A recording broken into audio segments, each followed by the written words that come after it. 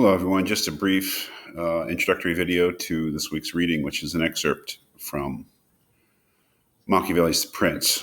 Very, very famous section of The Prince, a very, very, very famous book. Don't want to say anything, as usual, too specific about what the argument is here, but there definitely is one.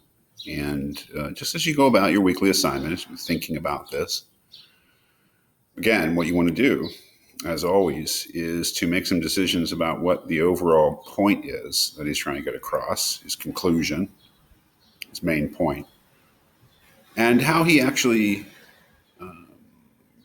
supports that idea. I mean, some definite, it shouldn't be too hard to see that here. I think perhaps more clear than usual, just what the argument is, that is just what the conclusion is, the main point, and just what it is that he's putting up as a supporting reasoning for that main point.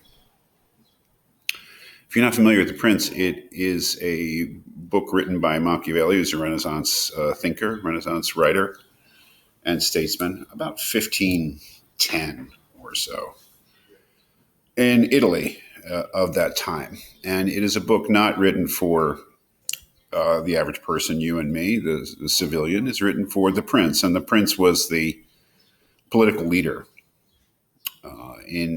especially in the Italian context. And it is a work written for politicians and politicians of that time, not the politicians, I would say, of the modern period, but the politicians at a time when politics,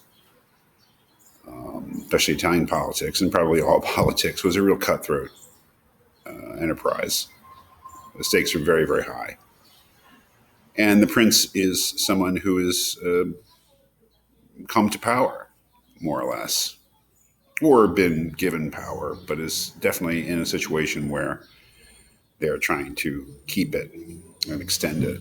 So just keep that in mind, I think, that this is not written for people in private life. This is not written as a way to counsel people on how to conduct their private lives with their friends, their families, even their business lives. It's meant for a particular kind of person, a political leader, and a political leader at a time when politics was not a very nice, maybe it never is, but it's true even more of the Renaissance, that it was not a very nice, pleasant enterprise. It was a do or die sort of thing.